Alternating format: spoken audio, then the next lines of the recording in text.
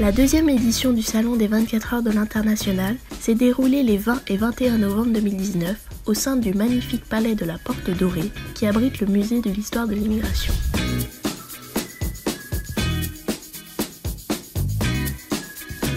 Ce rendez-vous annuel a permis à 65 exposants et partenaires de rencontrer des représentants et dirigeants d'entreprises ayant tous en commun la problématique du développement de leur structure à l'international ou encore celle de la gestion de leurs salariés mobiles. Durant les 68 conférences préparées et coordonnées par des experts, 6 pays étaient à l'honneur pour cette édition 2019. La Martinique, le Brésil, la Chine, le Japon, les USA et enfin l'Afrique. Les salons, les conventions, c'est fait pour se rencontrer, donc on se retrouve avec des gens, on est assez content d'échanger, il y a des échanges de cartes de visite. Et deuxièmement, la notoriété, se faire un petit peu connaître auprès des chefs d'entreprise et de l'encadrement qui va venir ici avec souvent un projet international. C'est un bon tremplin pour établir un networking au niveau de la mobilité internationale. Les entreprises qu'on a pu recevoir semblaient intéressées et satisfaites et de l'organisation et des thématiques abordées. Instead of spending a lot of energy visiting several people at the same time, you have one place where people concentrate and they meet, and I think this is an excellent idea. L'objectif, d'abord, c'est de faire connaître l'ONTPE parce que c'est une association qui a 10 ans. Et deux, tous les contacts qu'on a eus et les rendez-vous qu'on avait préparés pour la délégation chinoise se sont bien passés et il y en a encore quelques-uns à faire cet après-midi. Donc on est vraiment content d'être venu ici. Je n'ai pas regretté mon voyage de la Chine en France. La mobilité internationale, quant à elle, était déclinée sous toutes ses formes, qu'il s'agisse du droit du travail, de protection sociale, de retraite, de rémunération ou de fiscalité. Un focus sur le talent management et la sécurité-sûreté a permis également à de nombreux de leurs représentants de s'informer sur ces sujets d'actualité. Ce salon présente une opportunité extrêmement intéressante puisqu'on va y retrouver différents acteurs d'horizons très diversifiés autour de la thématique de l'internationalisation et de l'expatriation. On a donc en un lieu unique une convergence de différents acteurs qui sont des solutions au service des entreprises, pour les entreprises en matière d'international. Ça permet aussi de se poser des questions, d'avoir des échanges informels, un petit peu différents et de se rendre compte que finalement l'international, quand on fait des ressources humaines à l'international, il faut réussir à bien s'entourer. Et pour le coup, le salon nous offre la possibilité finalement de faire ces belles rencontres et de rencontrer un certain nombre de prestataires et de repartir avec du savoir. Un espace de restauration continue a favorisé tout au long de ces 2 jours le networking entre exposants et visiteurs. Mais on a une belle participation du public. On fait des conférences assez remplies en nombre et en qualité, ce qui fait qu'il y a des bons échanges.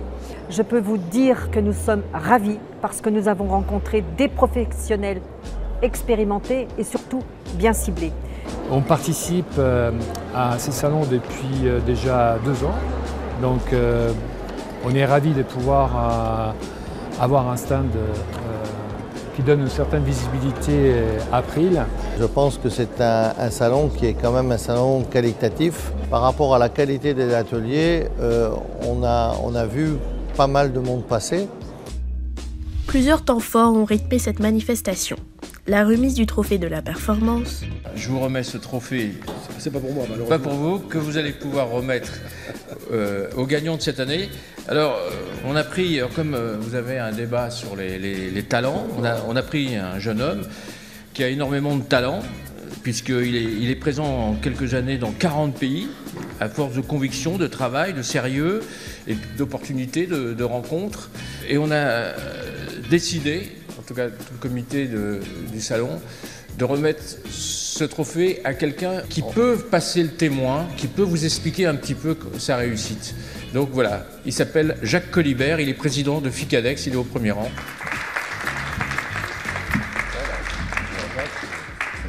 Merci, écoutez, je vous remercie de ce cadeau magistral au bout de 30 ans d'efforts à l'international. C'est vrai que je ne m'attendais pas à ce genre de récompense, qui est le fruit non pas du hasard, mais d'un travail acharné, on va dire. Voilà. C'est une surprise, il faut commencer. Et c'est vrai que c'est le fruit de, je vous dis encore une fois, 30 ans d'efforts, voire peut-être plus d'ailleurs, le fruit d'efforts extrêmement importants, parce que je veux dire encore une fois, l'international, c'est difficile à envisager. Et j'en suis très fier de recevoir cette récompense.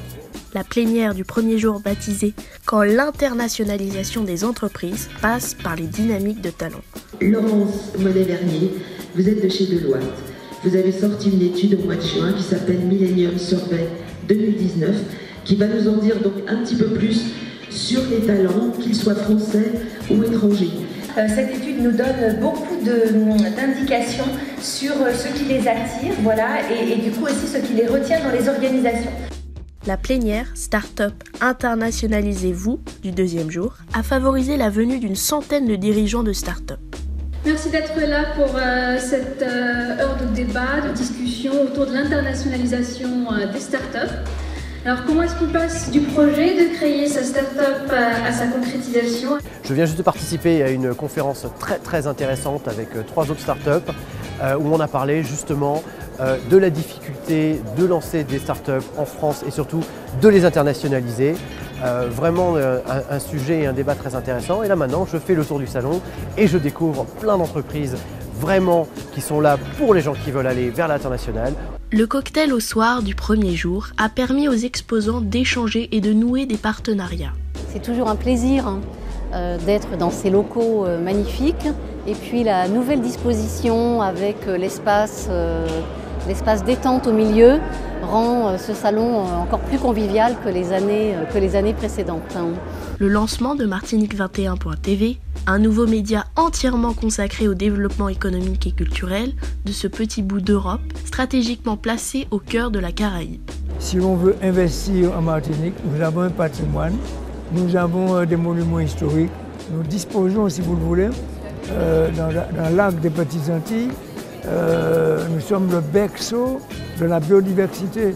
Mais ce que nous voulons montrer, en lien avec la collectivité territoriale de Martinique, c'est que nous sommes un territoire intéressant en termes d'investissement, en termes de potentiel, qu'il s'agisse de la silver economy, liée au vieillissement de la population, mais aussi du numérique. Et le président l'a dit, la collectivité met en place les moyens matériels pour que cet écosystème numérique se développe. Chaque visiteur s'est vu remettre à son arrivée le grand livre de l'international, baptisé GL2I. Le grand livre interactif de l'international, le GL2I. Qu'est-ce que c'est que le GL2I?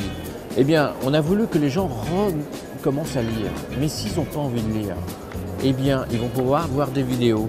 Et là, vous avez à toutes les pages des QR codes. Et c'est la première fois en France qu'on trouve justement un livre vidéo qui va permettre justement à tous les lecteurs, s'ils ne veulent pas lire, c'est pas un problème. Ils vont avoir la totalité de l'interview avec bien sûr des images. Tous les thèmes de l'international sont traités dans ce livre-là. Des journalistes de France 24 et RFI, grands partenaires presse de l'événement, ont réalisé de nombreuses interviews sur le corner installé pour l'occasion. Le Salon des 24 heures de l'international, après cette deuxième édition, conforte sa position en tant que rendez-vous incontournable de l'international et rencontre annuelle de ses grands acteurs, qu'ils soient décideurs RH, directeurs sécurité-sûreté, talent manager et bien sûr dirigeants d'entreprise.